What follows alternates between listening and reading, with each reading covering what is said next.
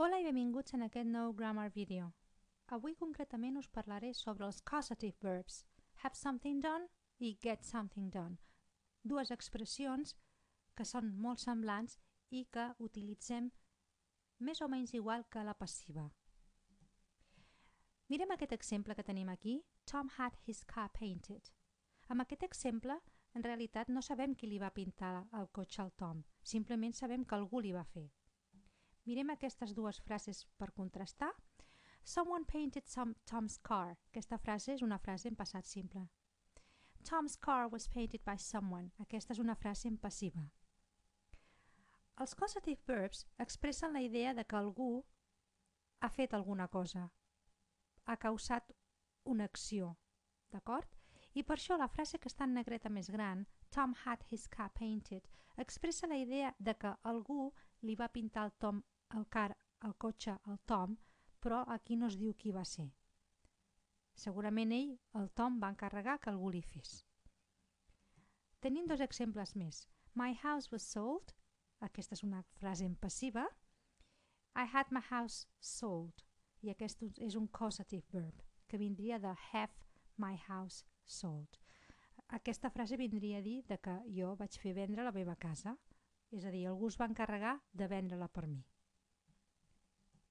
Have something done i get something done són molt semblants i s'utilitzen potser amb expressions cadascú d'ells diferents. Mirem aquest exemple. I don't know how to repair cars. Jo no sé de reparar cotxes. So I'm having mine repaired at the garage round the corner.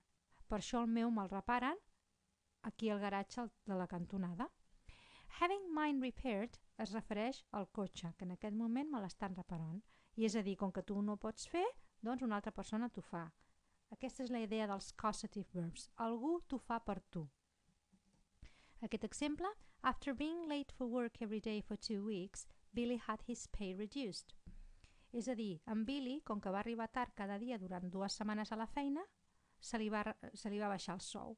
I clar, això és una cosa que ell no se la pot fer. Ell no es pot baixar el sou ell mateix, per tant, algú li va fer. Had his pay reduced. I get something done, mirem algun exemple també. I really must get my eyes tested. I'm sure I need glasses.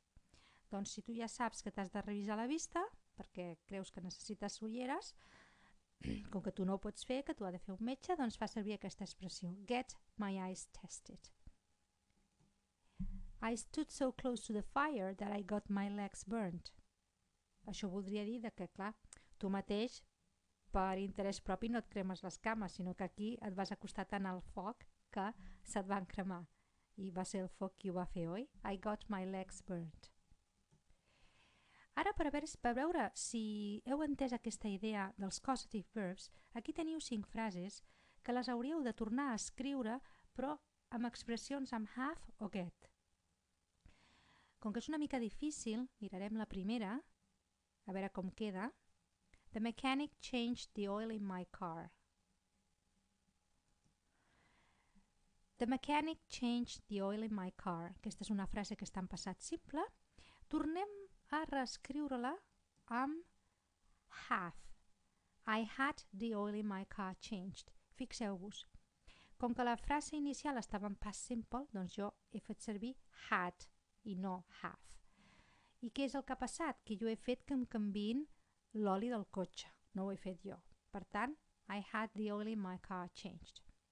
Ara les 4 frases que venen potser són una mica difícils i potser podríeu fer pausa en aquest vídeo, escriure-les i intentar de canviar-les i després tornar a fer play i així escoltar la solució, perquè jo ara segueixo amb la solució, d'acord? 2. The hairdresser cut my hair in a completely different style. La solució seria I had my hair cut in a completely new style.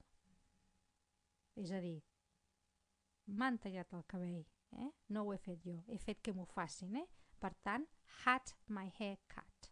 En aquest cas hem passat simple perquè el verb inicial també era en passat simple.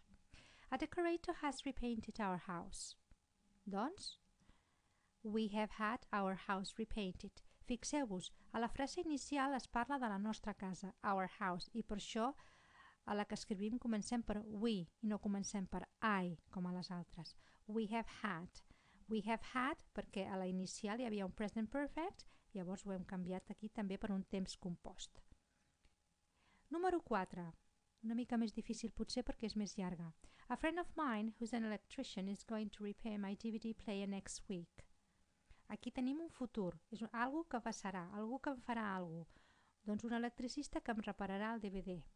Per tant, la frase resultant és I'm going to have my DVD player repaired.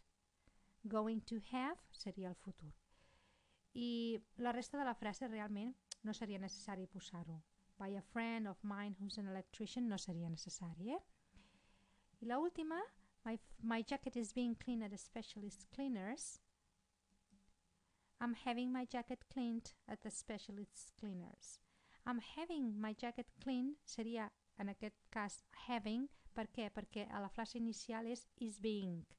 S'està fent. Per tant, si s'està fent és tornar a repetir aquesta forma contínua. D'acord? Bé, i com que és una mica complicat això del causative verbs, com sempre us recomano fer els exercicis que hi ha a la web i recordar que teniu la solució de l'exercici amb àudio. Podeu tornar-me a escoltar amb explicacions sobre les correccions. Apa, fins aviat!